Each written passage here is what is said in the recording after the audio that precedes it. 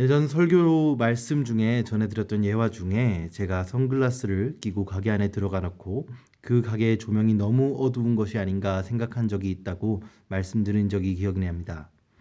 실제로 그 가게는 어두운 것도 아니었고 제가 끼고 있는 그 선글라스 때문에 저만 그 가게가 어둡다고 생각했었던 것이죠. 우리가 예수 그리스도의 말씀과 임재를 삶 가운데서 발견하는 것도 이와 비슷할 수도 있다는 생각을 오늘 본문을 묵상하면서 했습니다. 예수님의 말씀과 그의 임재는 우리의 삶 가운데 선명하게 드러나 있는데 우리의 생각과 욕심 그리고 우리의 죄성이라는 렌즈를 통해 우리가 그것을 바라보기에 우리 삶 가운데 예수 그리스도의 임재와 그의 말씀을 발견하지 못하고 살아갈 때가 많다는 것입니다. 요한복음을 묵상하면서 오늘 본문 이전 말씀에서 예수님께서는 많은 이적과 기적을 베푸셨고 그것을 많은 유대인들이 보았고 경험하였고 또 예수님께서 그것에 대해 직접적으로 자신이 누구인지 자신이 하나님으로부터 왔으며 우리가 지난 주간 묵상한 말씀 가운데서도 너무나 클리어하게 그가 스스로를 영생하게 할 수 있는 생명의 떡이라고 말씀하는 것을 바라보았습니다. 하지만 오늘 본문 말씀에 예루살렘에 있는 군중들은 그 선명하게 드러나는 메시지, 예수 그리스도가 메시아요 하나님이신 예수 그리스도를 바라보지 못하고 그의 존재를 알아차리지도 못합니다. 왜냐하면 그 많은 증거들에게도 불구하고 그들의 눈이 자신의 판단과 자신의 생각이라는 렌즈를 통해 그 모든 것들을 바라보았기 때문입니다. 이 군중들은 예수님과 논쟁하는 바리새인들보다 더 나아가 예수님을 죽이는 것을 행동에 나서지 않는 바리새인들과 당국자들까지 비난하며 예수님을 가두고 죽이는 자는 의견을 내어놓습니다. 그리고 그들이 아는 성경 지식들을 다 동원해 그들이 모든 것을 다 아는 것처럼 행동하며 예수님께서 말씀대로 베들레헴 다윗의 자손으로 태어나신 그 사실조차 모르면서도 그 말씀들을 동원해 말씀의 본연의 의미를 자신의 생각과 원하는 대로 사실을 왜곡하는 데 사용하기도 합니다. 아마 그들이 이 사실을 알았다고 할지라도 예수님께서 베들레헴에서 태어난 것을 알았다고 할지라도 제 생각에는 그들의 행동은 크게 달라지지 않았을 것이라고 생각합니다. 왜냐하면 그들은 이미 하나님의 말씀을 듣고 그들의 생각과 그들의 행동이 바뀌는 삶을 살고 있는 것이 아니라 그들의 지혜로 말씀을 분석하고 자신의 논리대로 그 말씀을 끼워 맞춰 마치 예수님께서 보여주신 많은 증거들과 진리의 말씀들을 자신의 나름대로의 결론으로 바꾸어 왜곡하고 있는 그들의 모습을 오늘 말씀에서 우리는 볼 수 있기 때문입니다. 오늘 이 말씀은 신앙의 연수와 경험 그리고 성경의 지식들이 있는 경험이 있는 신앙의 연수가 오래된 성도들은 필히 경계해야 될 것이 무엇인지 말씀하고 있습니다. 왜냐하면 우리가 가진 경험과 지식이 오히려 하나님의 말씀을 그대로 받아들이지 못하게 만드는 위험 요소가 될 수도 있기 때문입니다.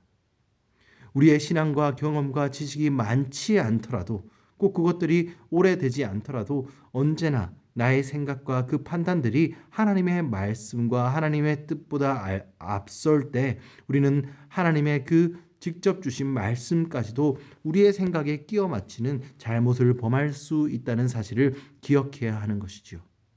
이것들을 기억함으로 우리는 우리의 삶 가운데 주님의 말씀과 주님이 주시기 원하는 복과 주님의 임재를 놓치시지 않기를 그러한 성도님들이 되시기를 주님의 이름으로 소망합니다. 이어지는 말씀에서 예수님께서는 가르치시며 크게 외치셨다고 28절 본문 말씀은 말하고 있습니다. 예수님께서는 그들에게 그들이 아는 예수님의 인간적 출신과 가문은 그들이 알고 있으나 그것보다 더 중요한 영적인 세계, 하나님께서 예수 그리스도를 보내신 것과 예수 그리스도가 하나님 되시는 그 예수 그리스도의 신성에 대해 그들이 모르고 있음을, 그들이 무지함을 그들에게 외쳐 가르치고 있는 것입니다. 이 가르침과 외침은 그들의 인간적인 판단과 논리에서 그들의 생각이 벗어나서서 하나님의 참된 진리의 말씀을 깨닫기를 호소하고 있는 것입니다. 마치 세례 요한이 천국이 가까이 왔음을 알리며 회개를 촉구하는 것 같이 예수님께서도 그들에게 그들의 생각의 변화와 삶의 변화를 촉구하고 외치고 계신 것입니다. 예수님께서는 이들의 악함을 보시고도 끝까지 그들을 되돌릴 것을 그들을 아끼는 마음으로, 안타까운 마음으로 말씀하고 있는 것입니다.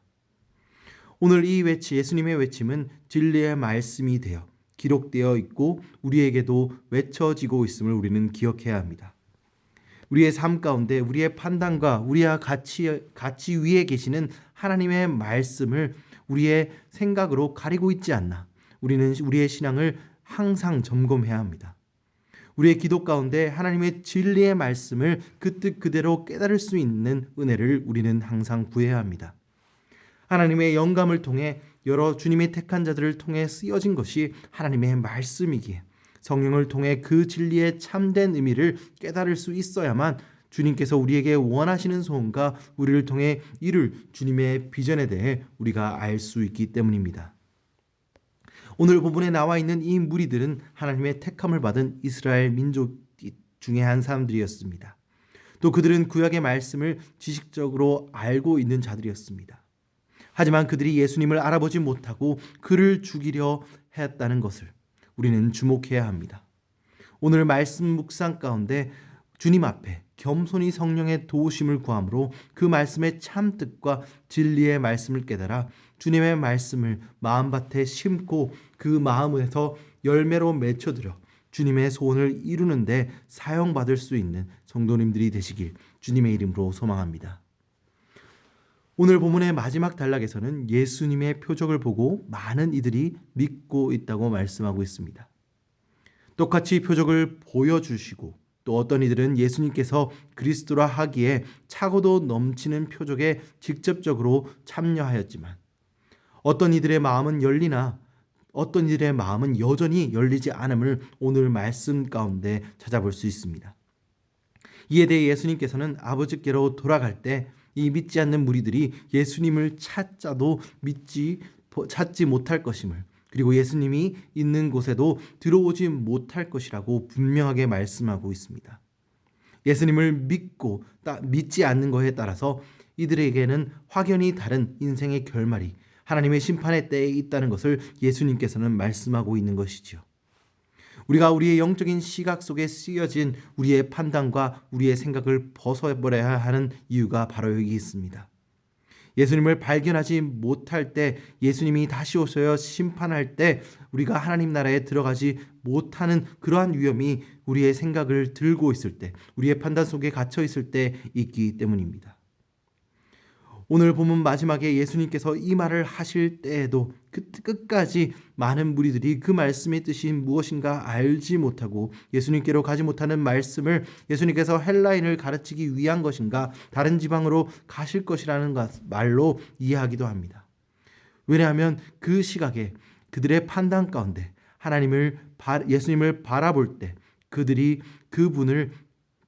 예수님께서 그들을 구원하여 하나님께로 인도하실 메시아 그리스도라는 사실을 그들의 생각 속에 갇혀 있으므로 발견하지 못하기 때문입니다.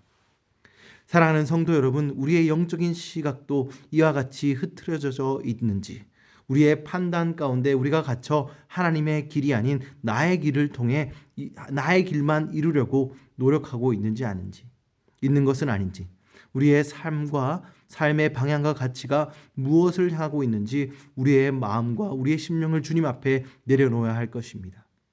그리고 우리 안에 그 클리어한 비전이 우리 안에 없다면 우리의 믿음 없음을 주님께 올려드림으로 주님의 도우심을 구하고 하나님의 믿음 없음을 도와주심을 성령의 인도하심을 통해 받음으로 참 진리이신 예수 그리스도의 말씀이 우리 마음 가운데 심겨진 그 말씀이 우리의 삶 속으로 드러날 수 있기를 간구하시는 기도가 우리 입술을 통해 드려질 수 있기를 주님의 이름으로 축원드립니다.